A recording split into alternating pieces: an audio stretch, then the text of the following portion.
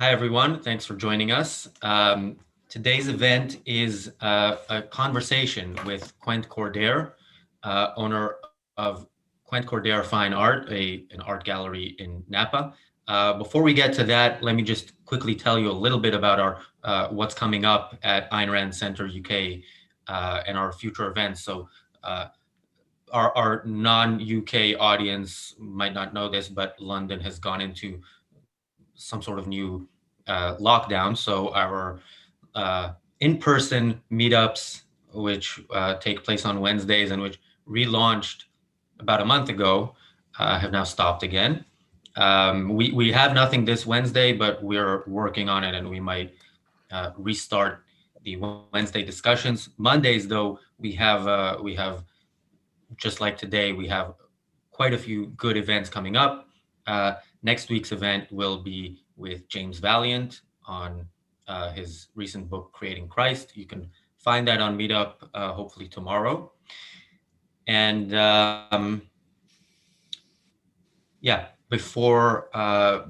one more thing before we start. So we recently, actually 2 days ago, we launched our advanced discussion group on Dr. Leonard Peikoff's courses. This is these discussions take place every Saturday at 4:30 p.m. UK time. That's 11:30 Eastern, 8:30 Pacific. Uh, Figure it out if you're not in one of those time zones what it is for you, but they're very good. Nikos runs them.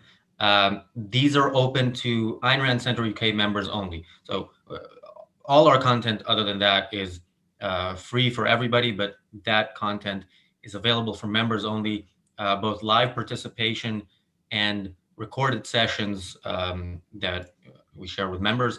So if you want to be a part of that, and if you, in general, if you value our work, consider joining our membership program. You can do so at aynrandcenter.co.uk/membership. There are a bunch of other perks. Membership starts at £10 a month. So for today's event, as I mentioned, we have Quent Cordair. So the main issue we're going to be talking about is how Quent opened his gallery during lockdown back in May against the rules and survived to tell the tale. So Nikos will be chairing this event. So Nikos, over to you. Thank you. So during these last months, which now are something like 7 or 8 months, stuck in my head, specifically the first time of the lockdowns, were some specific phrases from Atlas Shrugged. One, at the darkest moments, was at that scene at the party where someone asked Francisco, Senor D'Anconia, what do you think will happen in the world? And he says, just exactly what it deserves. And the other phrase that stuck in my head was that part on that monologue by that hero who is to remain unnamed for those of you who haven't read Atlas Shrugged. And at some point he says, you have never discovered that achieving life is not the equivalent of avoiding death. And then he says, you seek escape from pain, we seek the achievement of happiness. You exist for the sake of avoiding punishment, we exist for the sake of earning rewards. And at the center of the lockdown in May, I was like, where are these heroes in the real world?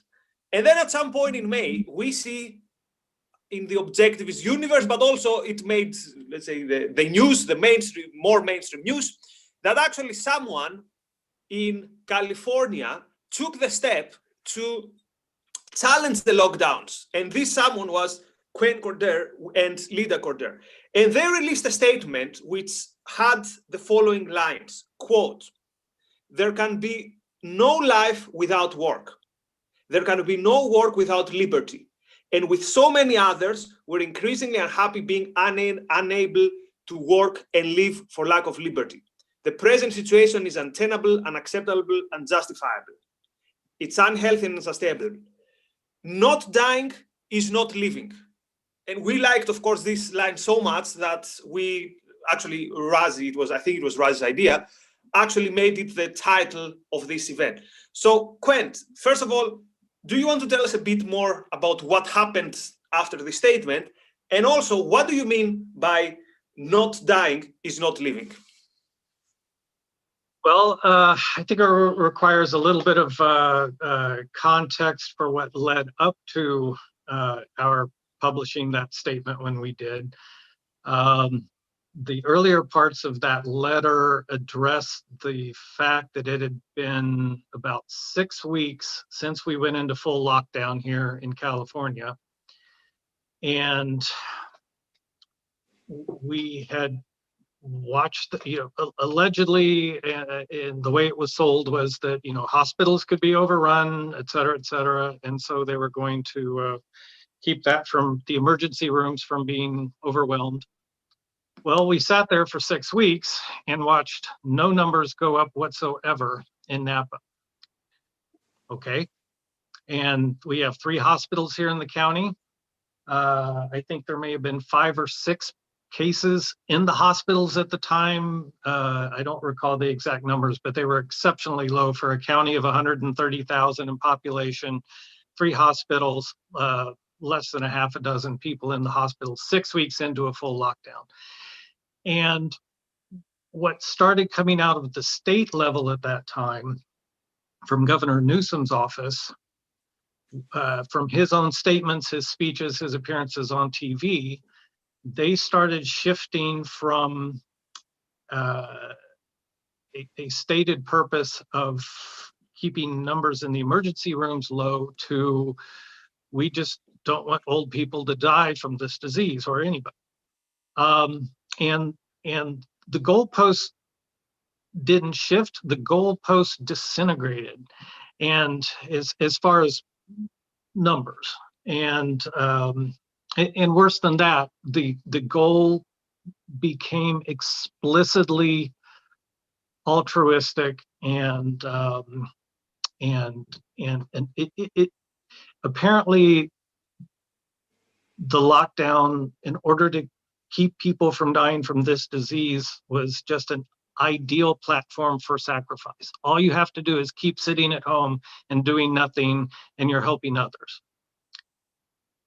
So that was part of the messaging that we were starting to hear out of the state here. And at the same time,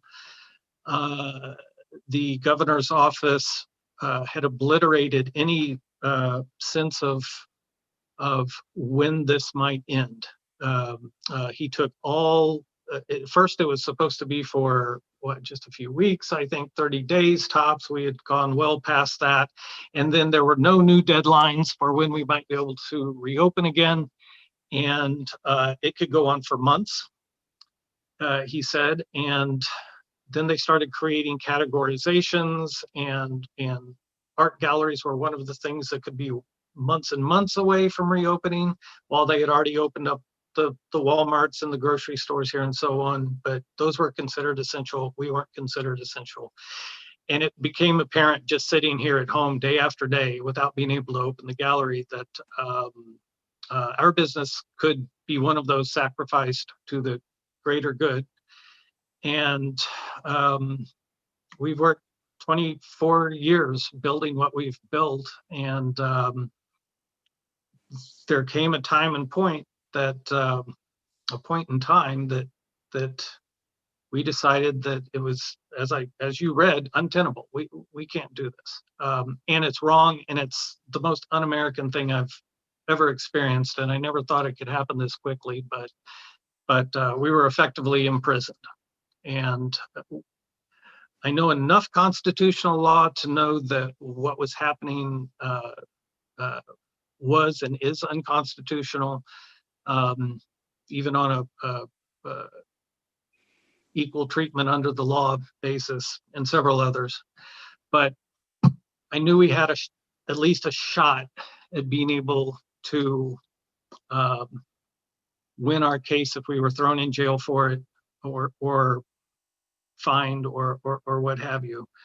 And so we published the statement.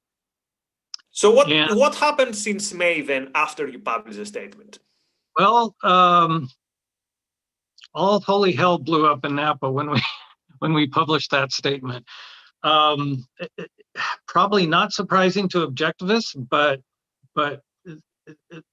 there was almost literal screaming we could hear, and sometimes we did hear because people came by the gallery and yelled at us from the front door, came in and yelled at us, continued to do so for many weeks on end, called us, left very threatening phone calls that we had to report to the police department many times. But they just couldn't countenance the notion that we would dare go against the collective will and the collective plan and do such a selfish thing as reopening the gallery. And the open letter started as we sent it as a letter to the editor and also out to the city council members and to our county board of supervisors and to the governor's office. We received an email from a city council person that was, it was about one line. It was, do you have a good lawyer? And then we received, within days, we received a letter from the city attorney's office explaining that they were going to move forward with getting a injunction against us, a cease and desist order. And we would be faced with fines, attorney's fees, etc. And if that didn't work, the implication was... So just to clarify, during that time, is the gallery open and are people showing up? When I wrote it, we very intentionally gave a date. We said next week, next Monday. I think we published it on a Monday. We basically gave the city and the county 7 days notice. This is what's going to happen at 11 a.m. on Monday, May the 4th, 2020. We're opening, we're opening our doors, and that's that. React as you have to. And we also, there's a call out to other businesses. Hopefully others will open with us, but if they don't, we're still doing it. So we did open our doors and about 100 people showed up. Most of those were supportive, but this was after receiving the threatening phone calls and then also responding letters to the editor saying, how dare those Cordairs do what they're doing.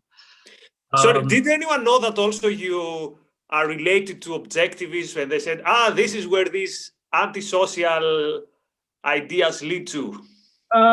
No. The letter, anyone who is an objectivist or is familiar with Ayn Rand's ideas should have recognized the principles that we used and tried to but the letter, it had to be short and to the point and effective and but no, that hasn't come up yet that I know of, but explicitly what it's uncovered, I think, and what it's revealed is the collectivist nature of the way a lot of people are approaching this, that there is a really strong, or at least back in that, now it's kind of become more political sense left and right over here a bit. But during those early days and weeks of the shutdowns here, everybody was collectively all in, and God help the individual who tried to stand up for themselves and break out of it. But it's just the altruism and the self-sacrifice that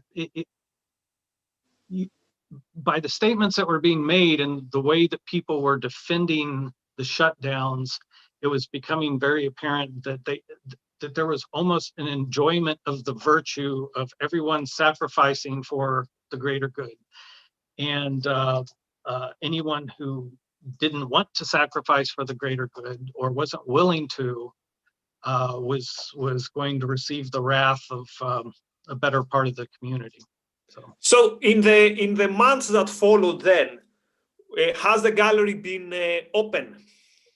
Well, and have you had any trouble with the law? Oh, yes.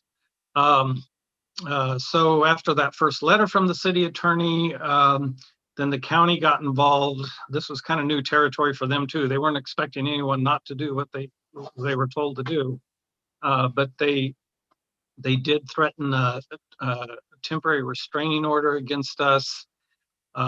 We received calls from them telling us we were supposed to shut down. When we got the letter about the temporary restraining order, fortunately, we had an excellent defense attorney in the county adjacent to us who had been the president of the Marine Bar Association, jump in and pro bono said, whatever you guys need to try to counter what they're doing, I'm here to help you. So we got excellent legal advice for him as to how to respond. And he wrote a letter and talked to the press as well, and kept the local governments on defense just enough that within a week or two, the Pacific Legal Foundation jumped in and offered to defend us on a constitutional law level. And they had a,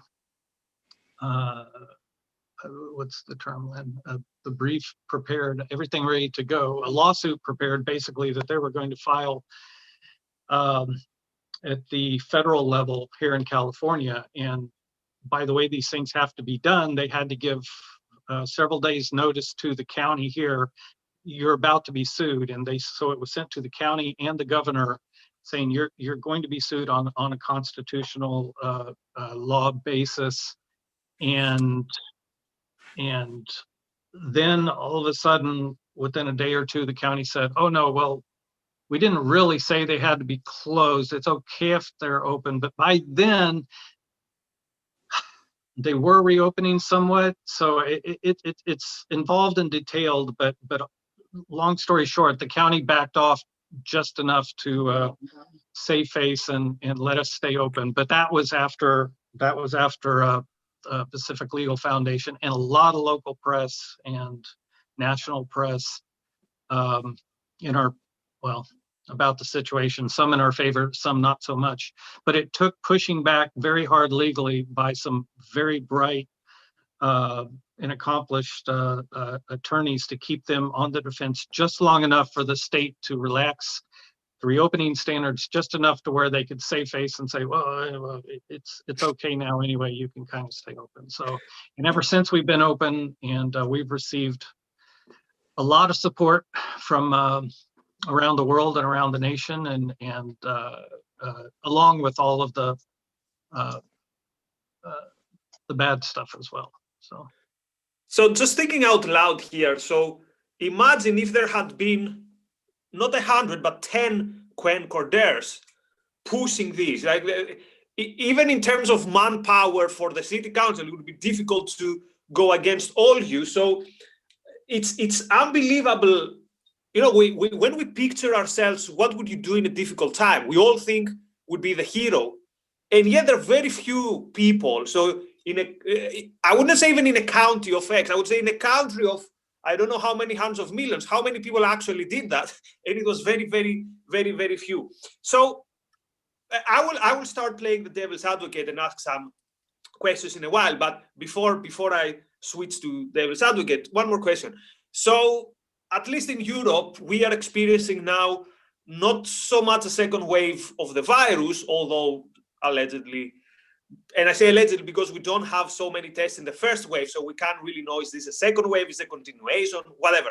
But we definitely have a second wave of lockdowns. So if your local authorities now says, Mr. Cordair, you have to shut down again, I assume, and I hope I'm not putting you on the spot in terms of legal or whatever, but what's the energy, let's say? What's the not what you're gonna do, but what do you think you would do? In some circumstances, I would refrain from comment because for strategic reasons, but agreed.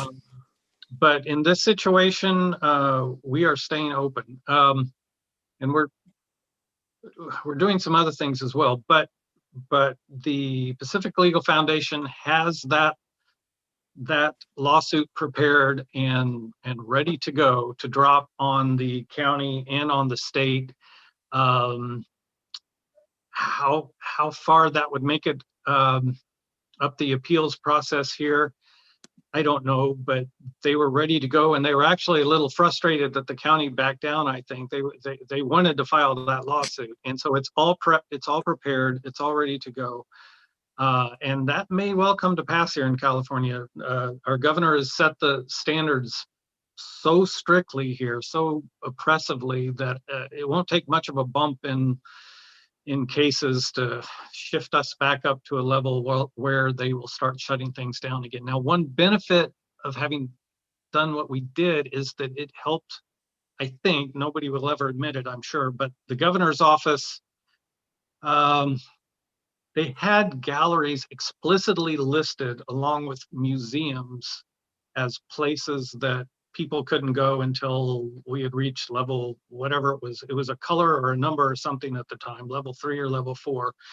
And I think we were being targeted because at that point, because we had already reopened, and somebody at the governor's office decided the galleries were to be punished a bit. But that categorization has been removed. So the likelihood that they will try to shut us down again all the way they did in the beginning, I think is pretty unlikely. But not only do we have the Pacific Legal Foundation ready to file that lawsuit again, but we have some other options working as well that I can't discuss yet. There's some lessons there, right? The bully is a bully till you fight back. When you fight back, the bully isn't such a bully anymore. Anyway, people, if you have any questions on the, let's say, the factual, what actually happened in this case, now is the time to ask, because now I will switch to the more philosophical, to the more, let's say, what are the principles behind all this? So I will do this. I will do this now. So, Quent, can you tell us a bit more why you chose this particular line that, again, I found so inspiring? So, and the line was, "Not dying is not living." So, or put differently, just trying to avoid death is very, very different from actually living. Do you want to break this down a bit and explain it in simple, although it is in simple words, but explaining what exactly that means, and who are the people who are merely trying not to die, and what would trying to live mean, and how does it translate in our current predicament with COVID and the lockdowns, when actually some people are dying, and a significant amount of people are dying? Sure. I wish Ayn Rand were here to answer that, because she already did it pretty well, I think. But it's something that has fascinated me ever since I read that concept, that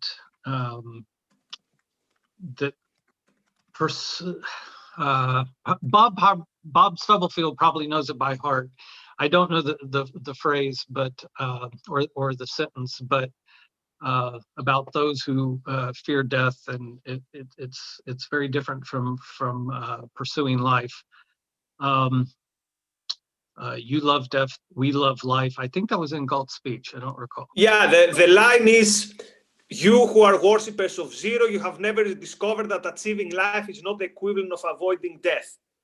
And then Galt says more details like, "You seek escape from pain, we seek the achievement of happiness. You exist for the sake of avoiding punishment, we exist for the sake of earning rewards." Right, and that's and so my version of that is just shorter and a little more concise, but certainly no more effective than the way she said it in that context. But what Galt is saying there, it's not just a spiritual approach. It's, you know, being as thoroughly integrated as Ayn Rand's philosophy was and is, and Galt's was. It's wholly practical, and it's wholly impractical to do otherwise. I've may have an opportunity here at the end of this to read a poem that I recently wrote that's called No Sea Was Ever Sailed. But for the record, the next part will be about art, so okay. you'll be able to do that. Okay. But it's been talked about a lot that we can't live by avoiding all risk. I mean, living entails risk, and we have to we risk something even sitting at home. There's more accidents that happen in the house than, you know, from what I've read, the statistics, than what happens when you get out and move around. But there's, you know, unfortunately, Western civilization has lost a great deal of its confidence, courage, pride, productiveness. The more collective that it gets, the more altruistic that it gets, the more subjectivist and even intrinsicist on the other side. We're losing the impetus, the desire, that the tools we need to live, and the method that we need to live successfully and happily. It couldn't be more clear that we can't live for very long sitting at home and not working. And I brought it up with another objectivist friend of mine not too long ago. It's very disappointing to me that somehow in the West, at least, it seems that people don't really understand the essentialness, the criticality of productive work, endeavor. We have to work to live. We have to. It's not an option. There's not a big bank of wealth over here somewhere that we can all just sit around and draw off of forever. Now, maybe part of the problem is we're so wealthy at this point, at least in the United States. There seems to be so much wealth and resources that we can afford. Some people might think we can afford to just sit back for a couple of years and lock ourselves in our homes and wait for this thing to disappear. But it's not only that's not only inaccurate physically, materially, but also mentally and emotionally and psychologically. That we can't sit around being unproductive for very long without it having a very bad effect on our.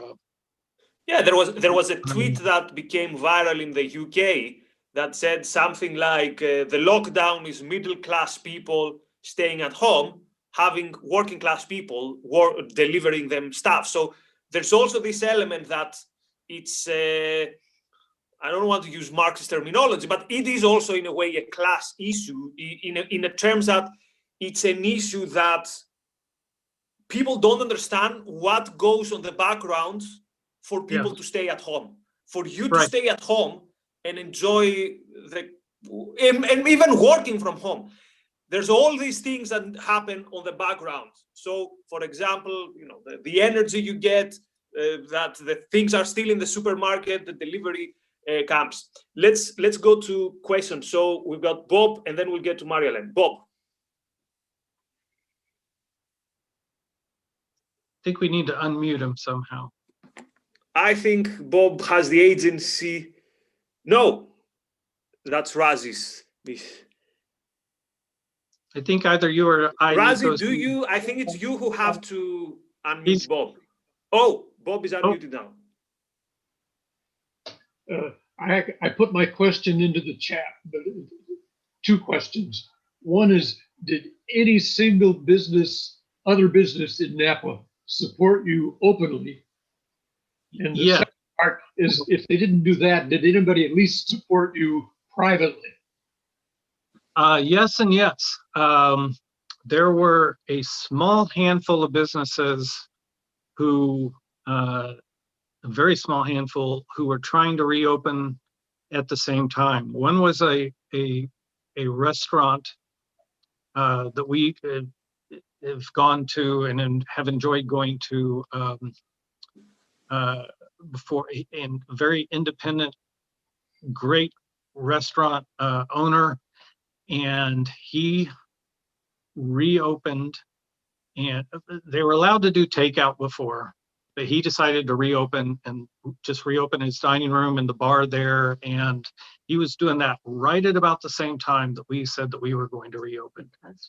And partly because Linda's reminding me, because we reopened. So he was one of the few who jumped in and said, all right, I'm going to do this too. There was one other sort of a gift shop 1 block from us. She reopened.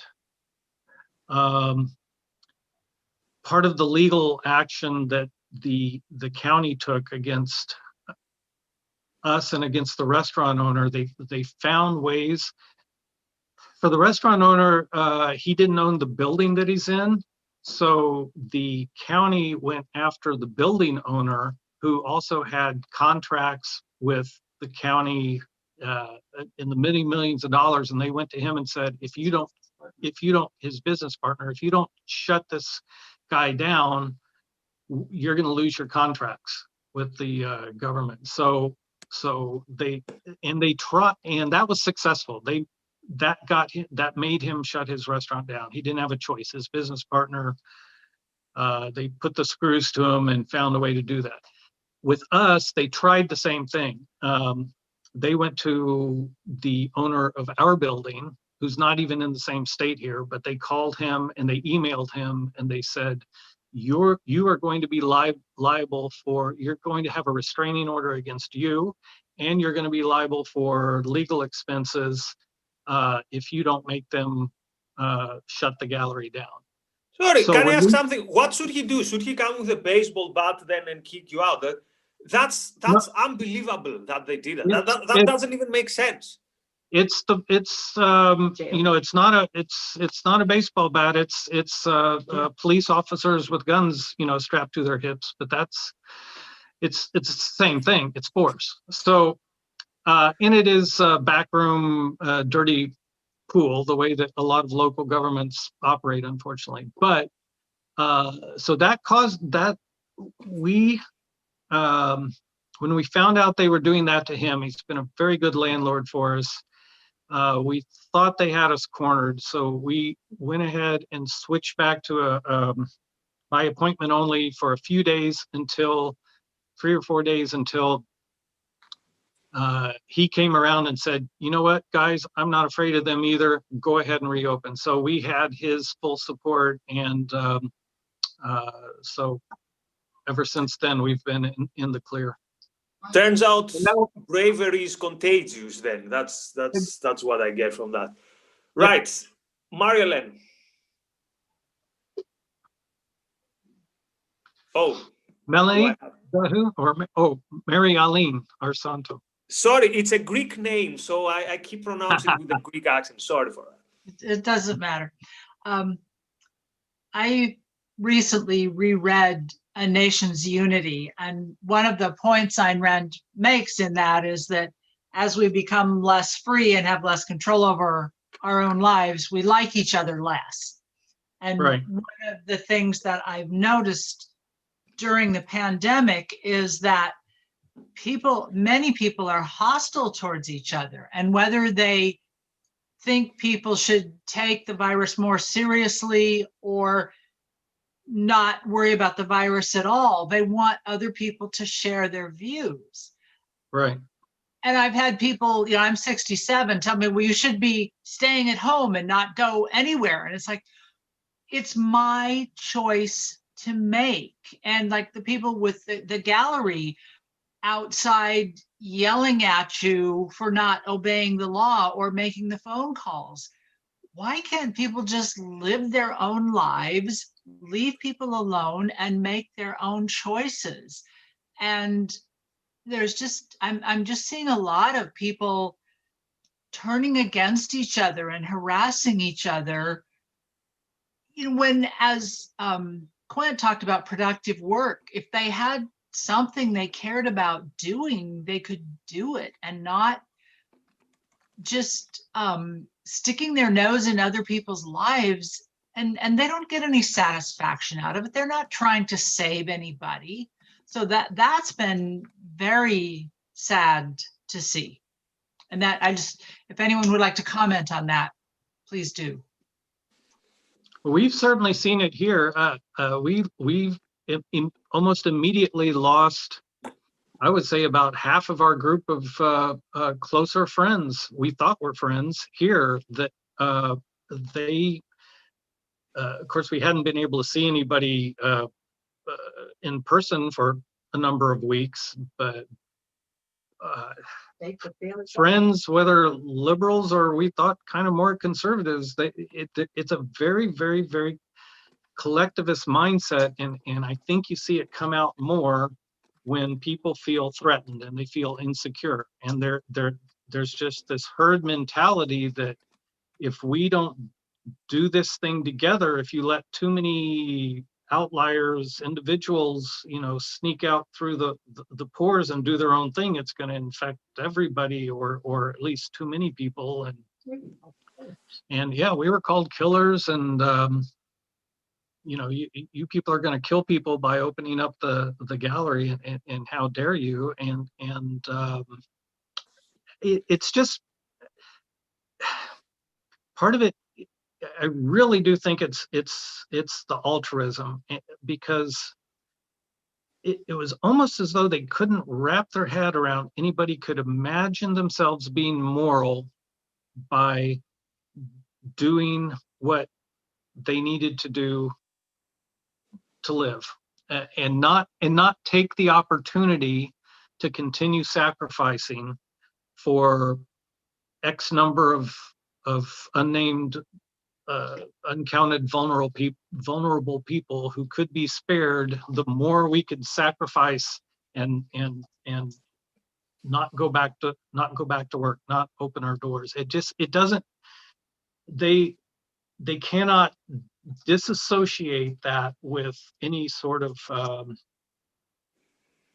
they can't associate it with any kind of moral rationale. It's immoral not to sacrifice when all you have to do is just sit at home and just do what you're told. And if everybody does that, then somehow, some way down the line, we'll all, we're better off for it. But it's sacrifice. And why wouldn't someone want to take the opportunity to be, just like they say, firemen or policemen or soldiers or whatever, when you can sacrifice for the greater good? How dare you not do that? And in just the vehemence of what came against us, there's no. But Mary Eileen's right that it's not a. It can't be attributed to anything economic. It goes so much deeper than that. It's deeply moral or immoral, the way this is being seen by most, and the economics don't matter. Let me offer here a slightly alternative view. So I had a staff meeting today on my day job, and the discussion was some people are required to do some face-to-face teaching. And the frame that most people come from is that this is something unimaginable because it is very, very, very risky. So I wonder whether it's altruism or whether it's a completely out of proportion perception of what actually the risk from COVID is. So because I'm one of the very few people that is going to do face-to-face, and to be honest, I don't consider it risky. But I had people telling me today that you're a sacrificial lamb. And I thought, my frame with these people's frame, it's like we live in a completely different reality. I mean, I don't know, maybe they're right. I don't think they're right. But let's keep in mind here that if your point of reference is, for example, particular news outlets, particular bubbles, and bubbles not lockdown bubbles like ideological bubbles, you can have a very, very different perception of reality. Today I was really shocked. So I went there with a with the aim to say, okay, look, people, we need to make the case that some of us need to go and work. But when I realized how people were actually scared, it wasn't made up. It's not that these people are lazy, and I don't even think these people are altruist. At some point, I just stepped back and said, okay, you know what? This is not my fight. Because when you have people actually thinking that taking, for example, a train and going there is something which is risky at the level of, I don't know, of making you a sacrificial lamb if you do it, then you realize that maybe it goes beyond economic theories or beyond altruism. It's just a different perception of what is happening there. Anyway, I'm just thinking out loud here. If anyone has a comment on that, or if you have a comment on that in terms of people actually being very, very scared. And it's, I don't have a problem with people being very, very frightened, particularly those who are elderly or have what the comorbidity factors that could put them very, very much at risk if they do contract this thing. And there's a side discussion there that between the left and the right over here that we may get to a little bit later, as far as how the virus is being assessed and approached, or the danger from it. But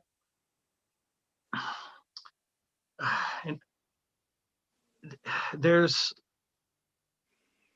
I don't think the problem is so much whether or not someone's afraid of it or not. It's how they think other people should behave. I mean, properly, someone can stay at home and lock themselves away and protect themselves as much as ever, or as much as they possibly can. But the problem comes in what they think that other people should be forced to do or not do because of their fear. If I'm afraid of heights, then I probably shouldn't, so much that I can't fly, I shouldn't fly. But I can't tell other people you shouldn't fly either, because I'm afraid you're going to die too. Now, this is a little bit different because, sure, people being out and around and potential spread of the virus and so forth. But unfortunately, a lot of this, I truly don't think we would be experiencing this pandemic whatsoever if the FDA had never come into existence, and if medicine were completely separate from state. I think we would have decades ago come up with antidotes or enough either cures or mechanisms by which this kind of thing could be identified within a week or two if it came up, and put down, or we would already be given the kind of antibodies just in a shot to where any kind of coronavirus wouldn't be able to affect us or what have you. And or if this sort of virus started to get out of hand, if the market was able to respond to it, there would have been special little hospitals would have been thrown up all over the place, and it just never would have been a problem. The thought of locking anything down. Think about the issue of rapid tests. Ben Bayer had an article recently on how the FDA is preventing and stopping all that. Anyway, absolutely. Sorry. Yes. No, go ahead. No, that's absolutely right. We would even with the damage and with the lack of advancement that the existence of the FDA and all the government control has caused, just what medicine has been able to come up with in the past 6 months has just been quashed on, and I'll go back to altruism again. It's like, oh dear, we all have to suffer because a very, very, very tiny percentage of the population may have adverse reaction to what they're putting out. We're not allowed to decide for ourselves. But that goes deeper than morality. That really goes down to that platonic level with human beings being imperfect, and we can't be allowed to act on our own individual thinking and rationality and free will. But and now the the only new space- philosopher king is science. We saw a glimpse of that with climate change, but now it's, and of course, only the good scientists, not the bad scientists that signed that declaration, which apparently is funded by a libertarian think tank or whatever. Anyway, you know what the antidote is? Okay, rhetorical question. You do. The antidote to all that darkness is art, of course. So let's move to the questions on art, because people look to be impatient for that. So Karen has asked two very good questions. Logically, oh, wait. Joseph, I assume this is on what we just said. So let's go to Joseph. No. It's actually not very related. So if you want to take it later. Is it related to art? No. So go ahead. This and is then like we'll later. Go ahead, Joseph, and then Okay. we'll move only to art. Cool. Yeah, I would like to know, because it's been a lot of trouble for you. And I'm thinking, how do you think of the future? If it's like this today, how do you think it is going to be in 10 years? Is that for me? Yeah. Wow. Well, yeah, unfortunately, the lockdowns due to COVID is not the only problem that we're dealing with out here in California or in the States. But in California, we have environmentalism, which has become such a problem that we're not doing what we need to do to keep fires from happening every season now, it seems, and very destructively for our economy here locally in Napa with the wine growing and the tourism and so forth. And the governor has now decided that we're all going to go to electric cars within about 10 years or so, all electric vehicles. So it's one version after another of anti-man, an anti-man approach to life. How's it going to be in 10 years? Ideas matter. I don't think that the ideas that are in play now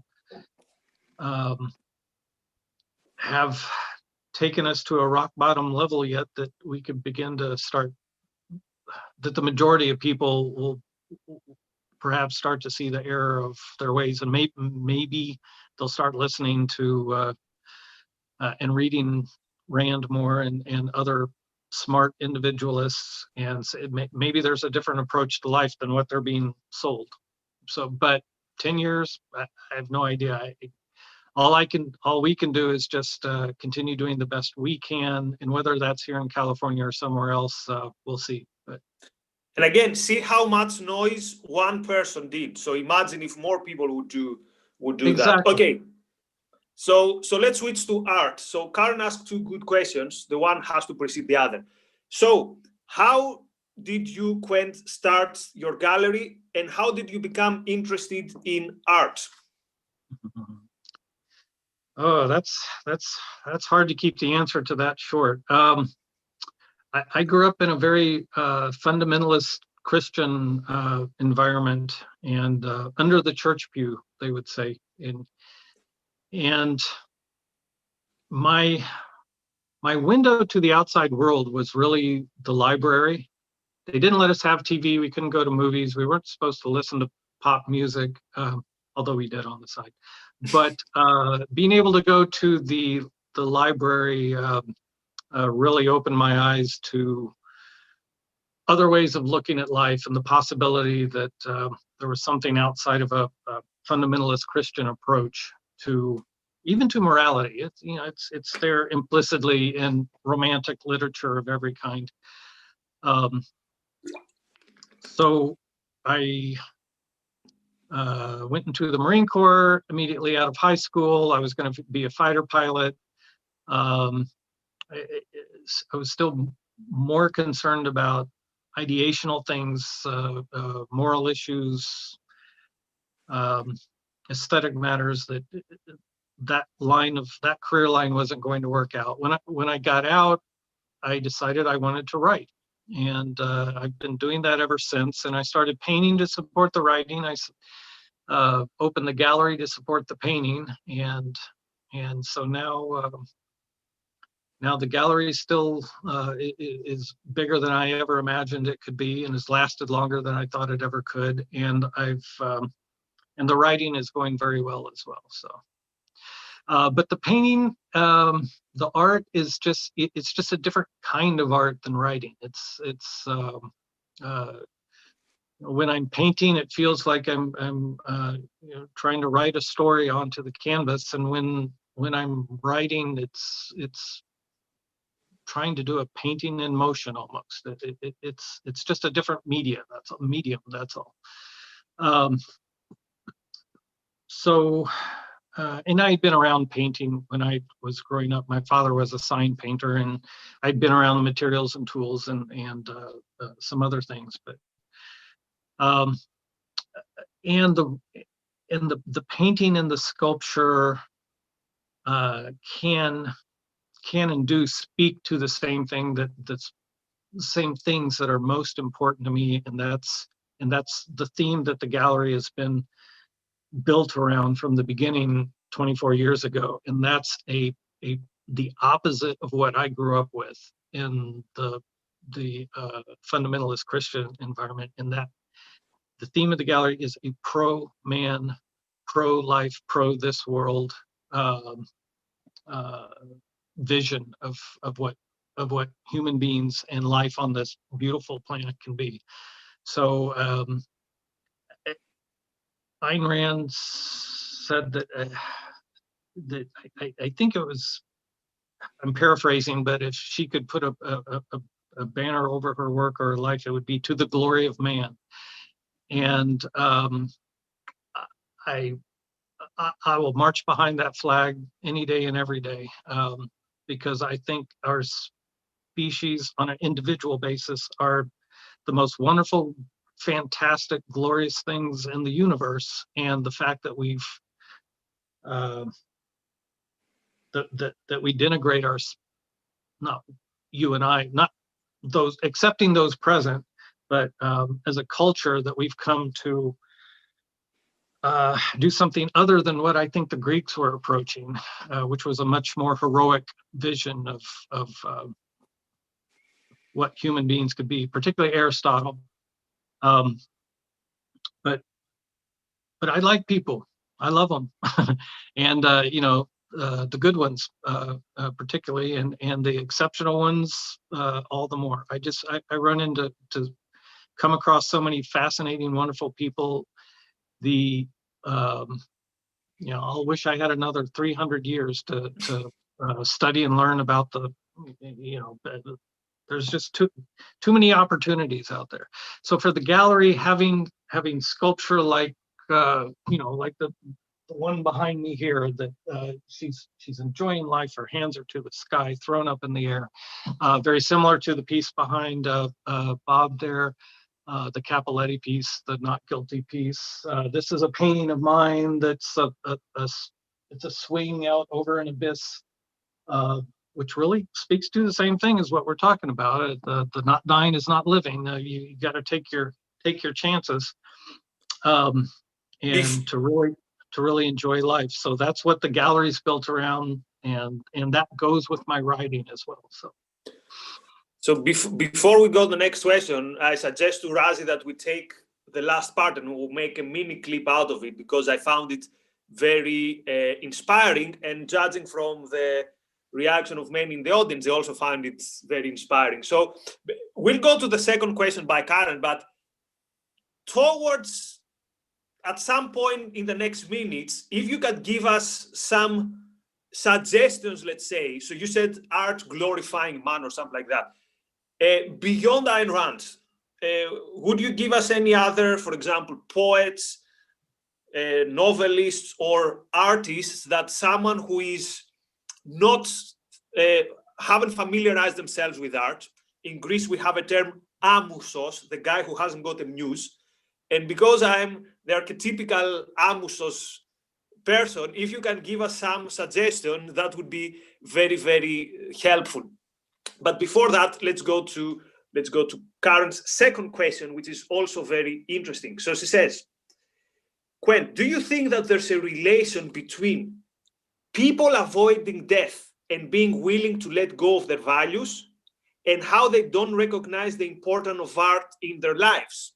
So are these amusi without muse people, the people who don't appreciate art, do you see a correlation between these people and the people who are hiding and say, my main aim in life is not to get COVID, and that's good enough? Sure, there's absolutely a connection. And I think Mary Eileen said something earlier that connects to this, with people not having a job that they are passionate about. But passionate valuers are passionate defenders of their should, well, not always, but are better defenders of their right to do what they want to do. They get much more upset when they can't do it. If you hold your values lightly, or if everything's optional and you're just kind of floating through life, or, well, I'll just get a different job later, maybe not doing the thing I really love, but I didn't really love it that much anyway. Sure, it's easier for you to let go of your job and watch the economy go down because you never really appreciated it or loved it that much anyway. And that's also very much related to how much self-confidence someone has, how much pride they have, whether they would identify it themselves as pride. But you have to be a selfish person to feel, to truly think and feel that you deserve happiness and joy and pleasure in life. And that's just been knocked down and beaten out of the people so much from childhood anymore, that it's not as common to find passionate valuers. And even the ones who do passionately love their job, again, they've got that altruistic, self-sacrificial thing that they'll revert to if it's absolutely commanded of them, and it's almost a bigger sacrifice for them to, and therefore more virtuous for them to let go of something that they truly love. And so it's that makes it very, very difficult for the culture to get out of that. Now I will wear my devil's advocate hat. So how about this argument?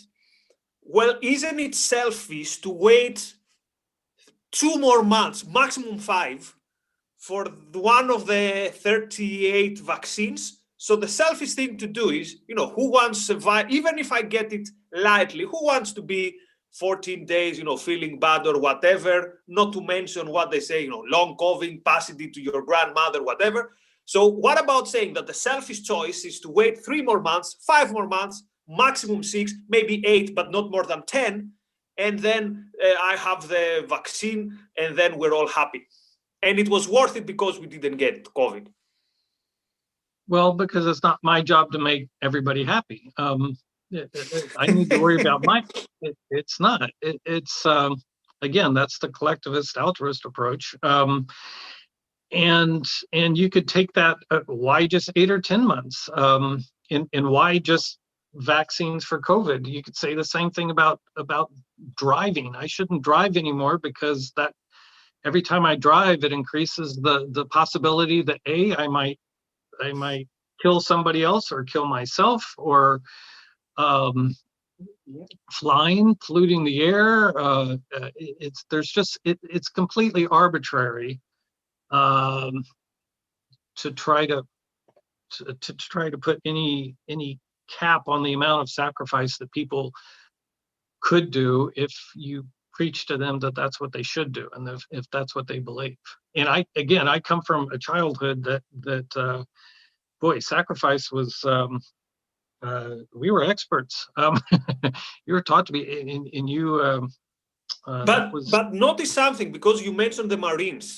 At least back in the days, there was this mixed premise that sacrifice included some virtue.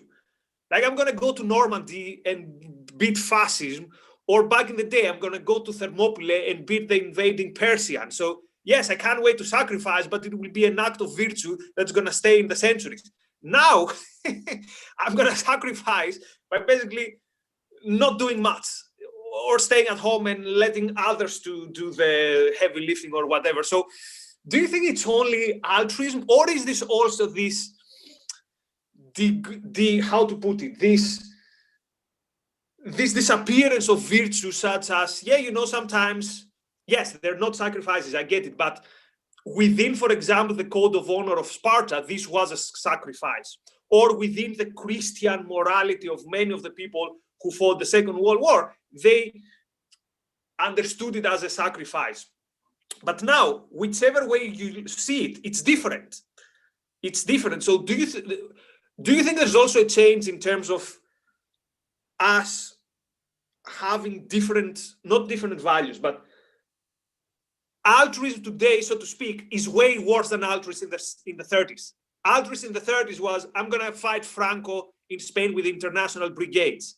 Altruism today is, I'm going to stay home and someone make sure you bring me my supermarket deliveries.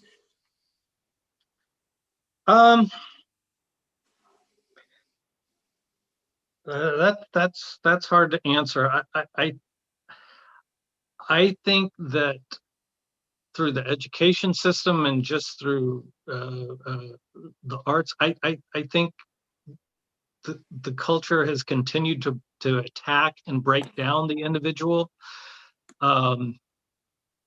such that, I mean, at least in World War II, there was I think for most people who were in the military then, there was, they didn't do what they did purely on a sacrificial level. I know that was taught, and you know, it has been since the beginning of Christianity and before, going to well before Plato. But the sorry, I was distracted for a moment. It's become, what else is anyone offered today for virtue, to have a sense of meaning and purpose, than some kind of, there's different versions on the left and the right, but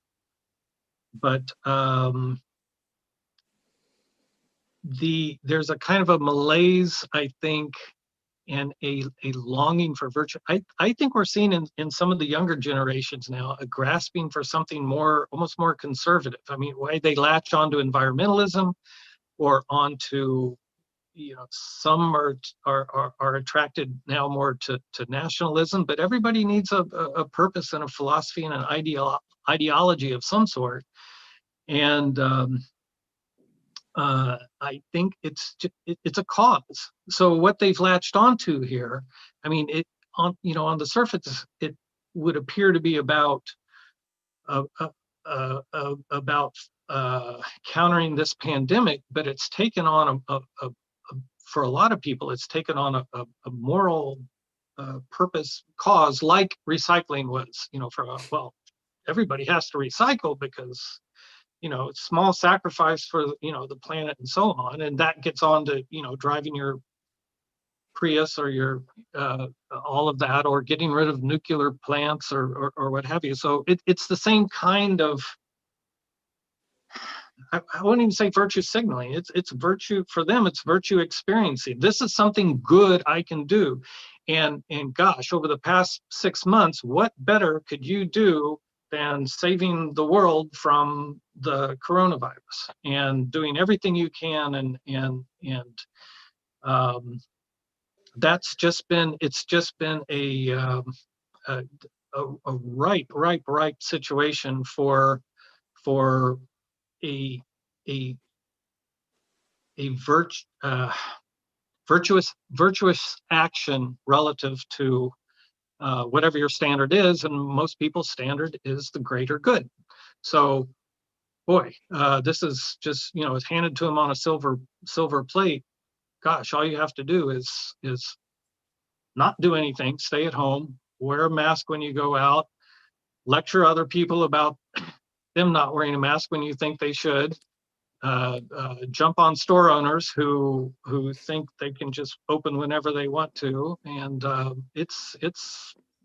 they're waving their virtue flag when they do that, and they, you know, they can all of a sudden they can be good, they can feel good about themselves by doing not damn much at all.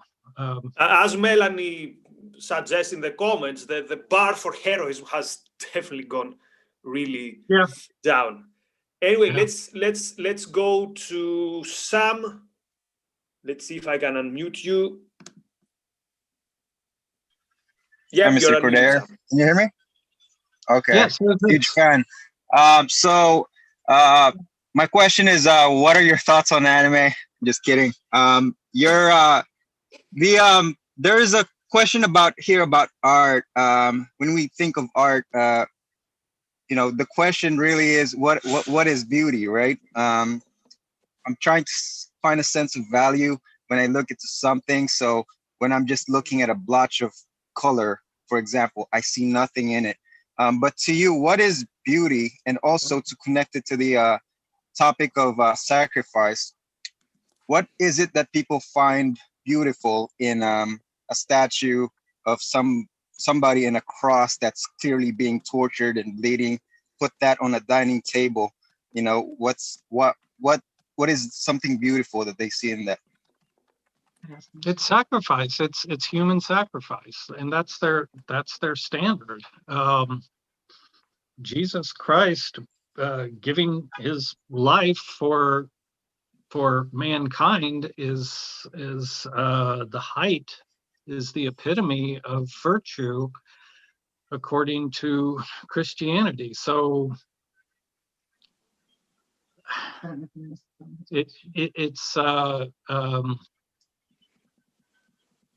it's less, I mean, a crucifix can be wrought beautifully. You can still show beautiful lines and curves, and the human body is going to have its beauty. You know, interestingly, they don't usually depict Jesus as an ugly person, or, you know, deformed or any way, or even average. He's most often shown as someone who's beautifully constructed, and in the face, usually he's more beautiful than handsome, I would say. But again, sacrificing beauty, killing beauty it's a higher sacrifice than sacrificing something that's ugly or sinful. So that's part of the ethic there. The standard is you've sacrificed the most perfect thing, and that goes back to, I'm sure, other religions other than just Judaism, but the Christian version goes back, you know, you're supposed to sacrifice the perfect lamb at the temple in order to be absolved of sin. So you can't bring something to the altar that you don't really value that much anyway. You have to bring something that is very valuable to you. So the most perfect lamb in the flock is what you're supposed to bring, and that's what Jesus was supposed to represent, the perfect lamb of all perfect lambs. But aesthetically, I don't know. I've seen some crucifixes that were pretty ugly, but that's rare. Can I ask a question here on the? So I've heard I don't remember where, that Ayn Rand actually liked Dali's crucifixion painting, not the one when the Christ is kind of, but the one which is the cross is 3D and the Christ, it looks very almost ready to escape it. Yeah, is he's this kind the of floating. case? Sorry? Yeah, he's kind of floating in the air. I've seen that one. Yes. Has anyone heard if actually Ayn Rand liked it? Because it wouldn't. I can see why she would like it, but then I was surprised that she liked the painting by Dali, which is a bit, Well, she did like the Surrealists. One of her favorite artists is again right there behind Bob. Capoletti was in that same school, a Spanish Surrealist painter. I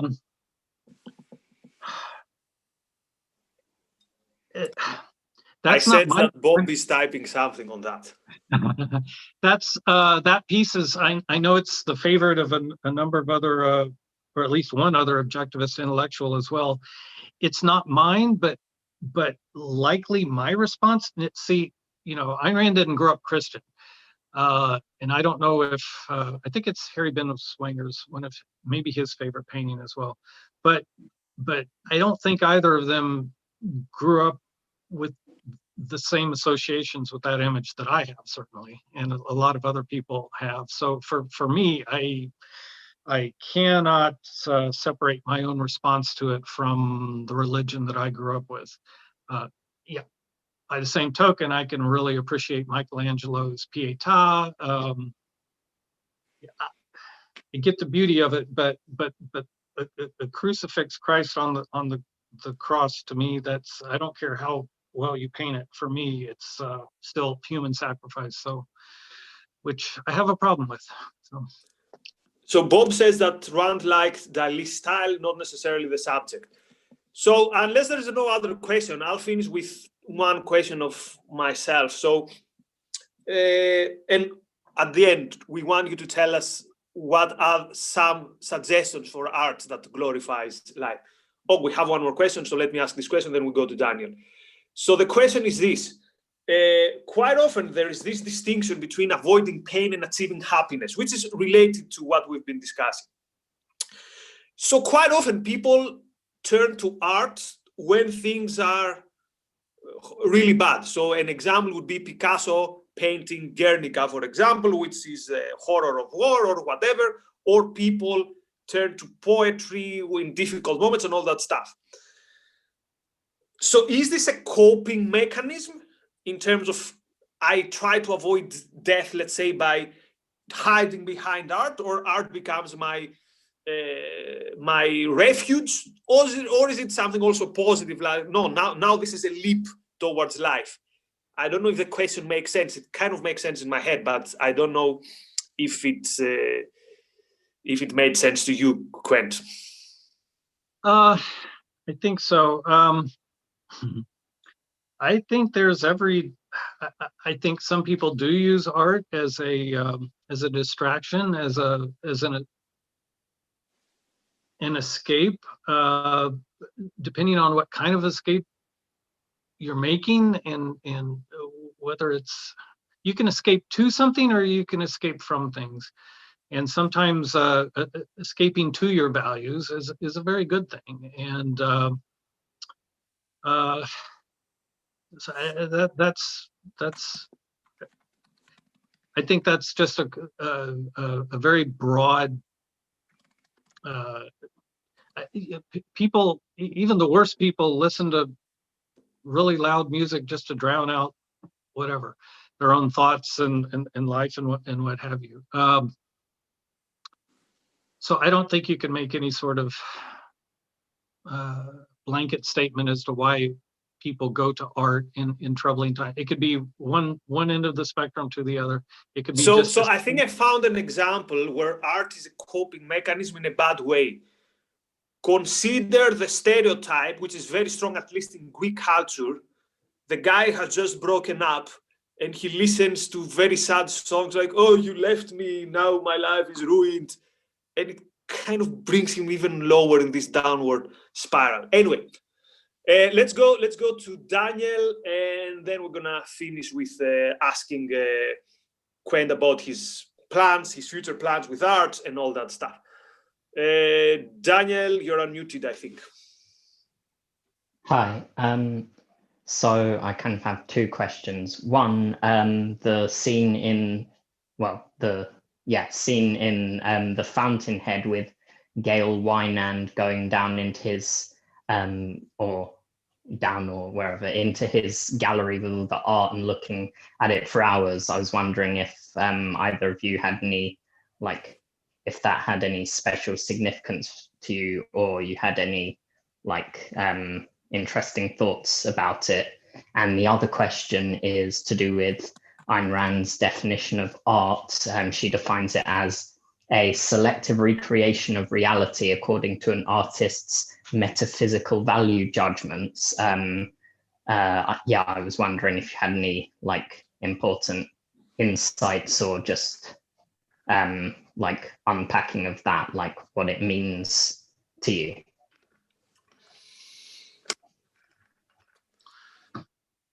To the first part of that, Winan was a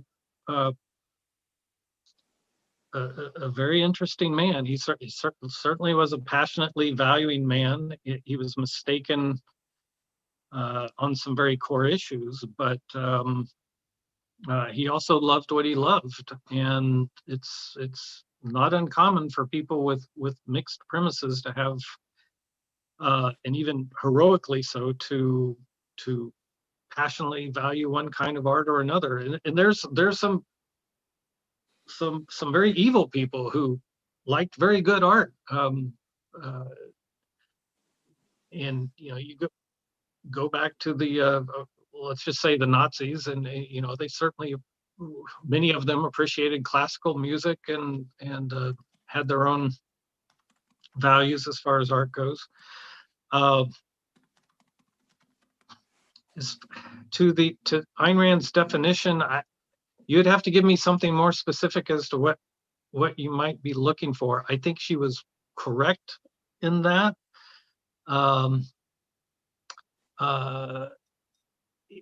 And it's very difficult for me to try to say that in a different way that might make more sense. But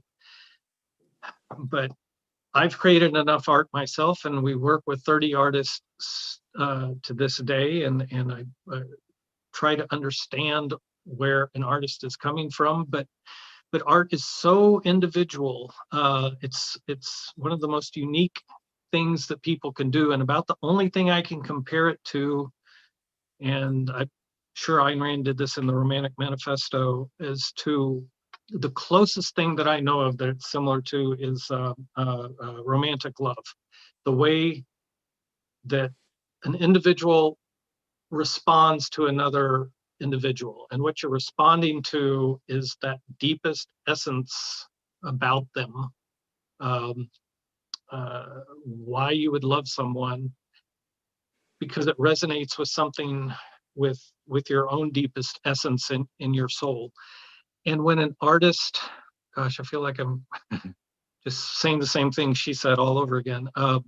The artist reveals his soul, and as she says, when you respond to a work of art, you're revealing your soul as well. And it's their let's see, their metaphysical premises.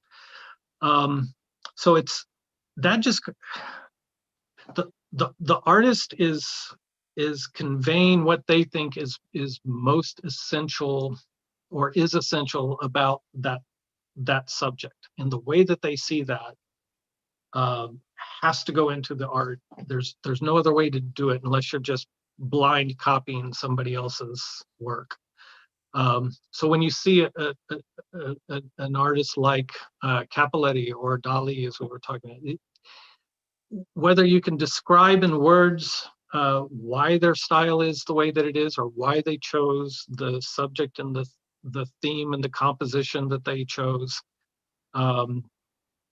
if they're really doing art the way art should be done, not copying other people, not being second-handed about it, it's based on their deepest values and on their style. And if you respond in a positive way to that, that means you hold some of those same values to the same degree. And it's, again, it's like if there's 100 people in a room at at a cocktail party and you see that one person across the room that grabs your attention, and the closer you get to them, it's like, wow, I really like that person. This is, and you notice nobody else in the room is doing that, or maybe one or two other people are. It's your own individual response to what that person is. And it can be the opposite too. You could hate that person across the room. God, everybody around them seems like they love them, and it just annoys the hell out of you. So, you know, it works both ways and it's the same thing with art. We've always told people one of the best first dates you can have, bring them into the gallery, walk around the gallery, somebody on a first date, or take them to a museum. You learn more about somebody by the way they react to art and the way that you might communicate about art with each other. That's a great way to find out. There's this very nice scene in The Fountainhead where Dominique finds it's that party that I think Kiki Holcomb or someone of these people throws, and Rourke is there, and Dominique sees him, and Kiki Holcomb tells her something like, "How ugly was this?" And Dominique says he's very pretty, and right. the evil genius that is Ellsworth too, he understands that the fact that Dominique likes that face tells him everything. Yes, as Daniel says, to his speech on faces. That's a very good point. All right, so final point. So someone asks, how is the progress with part 3 of idolatry? And this leads to the question of tell us a bit more about your work. And also for parting words, give us your favorite, maybe novelist, painter, musician, besides yourself and Ayn Rand. Part 3 of our idolatry is coming along well. Unfortunately, this past 6 months has been a little bit of a speed bump for that. But it's a 5-part, it's really a 5-part, one large novel. And so the first 2 parts are published and out there. And I've had to spend a great deal of work over the past couple of years working on the climax and conclusion of the story. So I've been working on part 5, and I needed to get some things squared away there before I can get back to doing part 3. And of course, in the meantime, published this collection, My Kingdom, of poems and short stories and flash fiction and short play for stage and screen. So I haven't not been writing, just been working on. Also, we have the poem that Razi, it's for people who, it's the first comment on, Razi, can you post it again, the link? So we can actually end with that poem, but also tell us who are your favorite artists, and then we end with the poem. Oh, favorite artist. That's really hard, because I think if I had an artist that I really liked, I wouldn't be making my own. It's part of the reason I do it is the same reason Ayn Rand did it, to have something good to read, but not just something good to read, but something that I don't get out of any other artist work. And that I need to make my values real, my ideals and my characters, and I enjoy that so much. And as much as I enjoy anybody else I read, I see, I hear, it's still not quite what I want to see. So I'm being very, very selfish in making my art the way that I want to read it, the characters I want to see, and the theme that I want to see concretized, the plot that I want to see concretized. The idolatry story is very much about the glory of man and the uplift of man, and putting man back on a pedestal where he's never truly been, except in a few rare artworks, Ayn Rand's, of course. But I wrote a little poem not too long ago. It said, "One man at war with man's degradation." So that's the way it starts.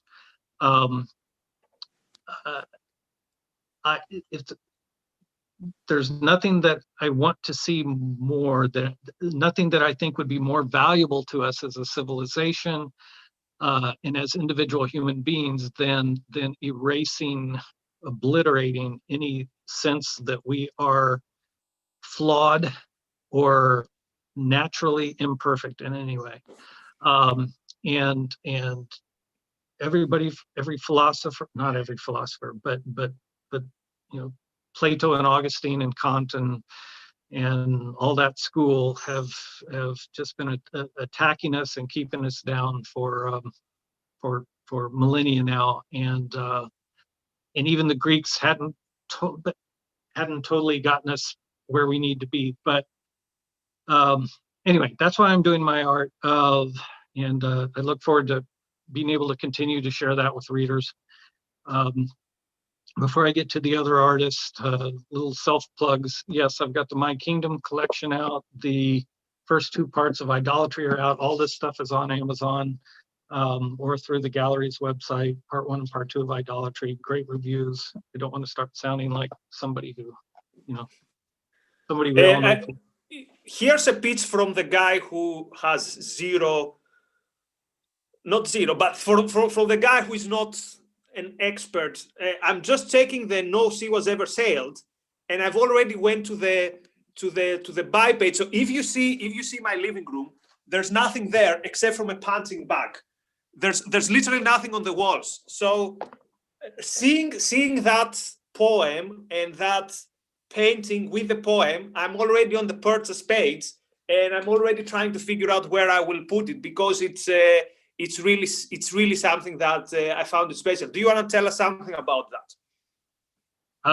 I could read it for you, or I could. The No Sea Was Ever Sailed is it might be my best artistic response to what we're dealing with right now, and it's the same theme, the same subject as not dying is not living, and it's about courage, and it's about what mankind has had to do since coming out of the caves, and just our lives. Do you want to read it so that people know what we're talking about? I can do that. It's only about 7 stanzas or so long. I think it's worth it. All right, I would enjoy doing that. Thank you for the opportunity. Let's see if I can pull it up here. By the way, people, the link is the last thing that Razi posted in the comments. Let's see, it was ever say, oh, where is it playing? On the news and events page. On our news and events page. Go to main gallery. Do you want to bring me yours around? It'd be easier.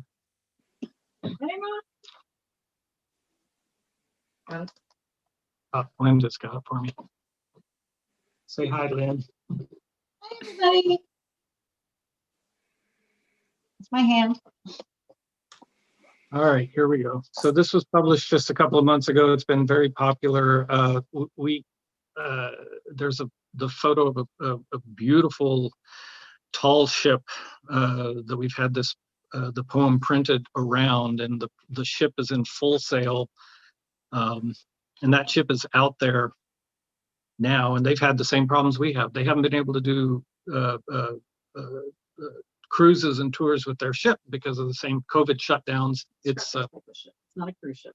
Well, I know, but it's a tall ship. So. All right. So the poem is entitled "No Sea Was Ever Sailed." No sea was ever sailed by fear of drowning in the deep. No bridge was ever built by huddled souls in castles keep.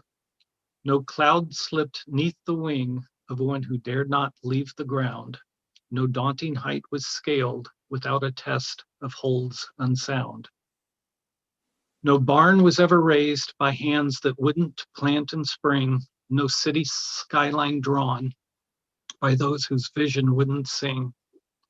No rocket ship was launched without a dream to touch the stars. No man stood on the moon who didn't long to land on Mars. No writer wrote a wonder without braving the first line. No sculptor carved a marvel, but for craving sight divine. No dancers spun a ballroom before graceless learning turns. No masterwork was painted by a critic's clucks and burns. No cure was finally bottled without trials that failed to save. No bulb illumined the night of those who never left the cave. No gear turned fine and smoothly till the first rough models broke. No wheel turned light and quickly till a rebel carved a spoke. No friendship grew and strengthened without hearts opened to hurt. No neighbor's warmth was nurtured with responses cold and curt. No lover's cove was treasured more than after storms astern.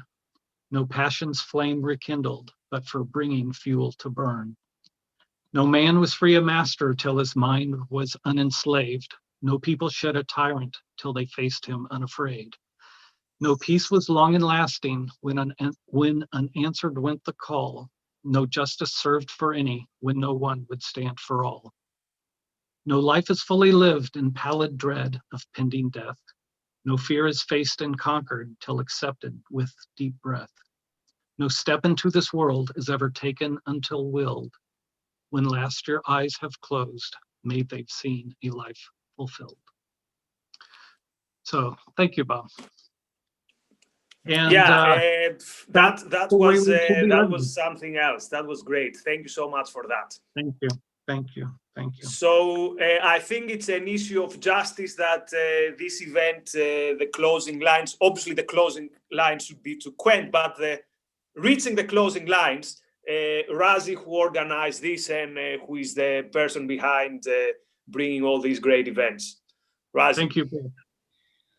Yeah, so Nikos, at some point you mentioned a comment in the chat that alluded to, as you put it, the bar for heroism being lowered. I think actually culturally it's the standard for heroism has been reversed, but I don't think that's a mistake objectivists are going to make, and I think by the objective standard of heroism, Quent, you are a real life hero. So thank you for your work, and thank you for standing up for freedom, and thank you for being with us today.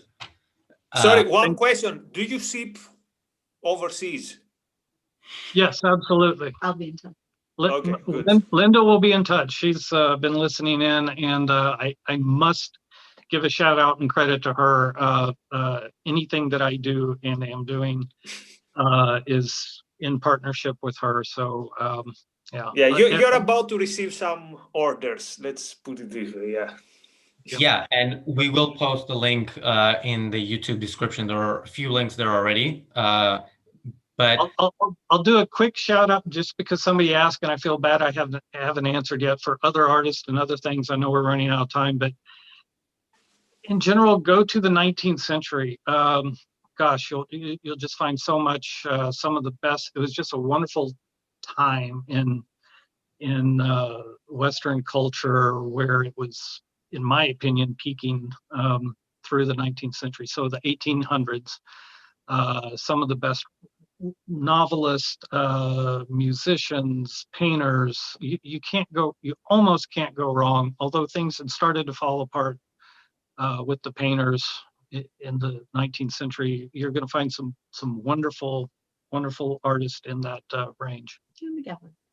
And www.cordair.com, Quent Cordair Fine Art. You'll find some excellent artists as well. So when we post the video and all that stuff, the description of the video, I assume Razi, you'll put the links. Yes, the video is live. By the way, we are still live on YouTube. And yeah, but we can edit the description and we can put there the links. Okay, so thanks so much. I wasn't done with my outro, also to Linda, to our audience. Razi, put the final yeah, touch. so Quent, you mentioned a couple of times, and I didn't know this, but you mentioned that you were raised in a strict Christian family, and that is a good segue. So a few weeks ago, we did an event about we did actually an episode of our show, The Daily Objective, about the Pope's latest pearls of wisdom. And afterwards, we were talking about how we don't do enough about religion or attacking religion. So we will be doing that next week. We have James Valiant discussing his latest book, Creating Christ. And as I mentioned, we also have a show that is on every weekday at 6 p.m. UK time. That's 1 p.m. Eastern, 10 a.m. Pacific. Nikos is on most of these episodes. We have a bunch of great hosts. And if you like this event or other events, the content that we put out, I hope you'll consider becoming a member. Membership starts at £10 a month. You can find it at aynrandcenter.co.uk/membership. We have, well, one of the perks you get is the advanced discussion group on Leonard Peikoff's courses that is run by Nikos every Saturday. But I know, we as we say, we neither preach nor practice sacrifice. So if the membership is something you can't afford, there are other ways you can help us. One of which is if you go to YouTube and so this the video that is still live right now has at this point 14 likes. If half the people that were on this call for most of it went and liked that video, that would double the number of likes. And this is significant. So we're like an hour and a half before end of business on the East Coast. This will help keep the video alive so more people will see it. You can also share it on Twitter and Facebook, and that would be more helpful than you would think a simple click of a like button would be. So I encourage everybody to do that, and I will keep this call open for the people on Zoom, and I will say thank you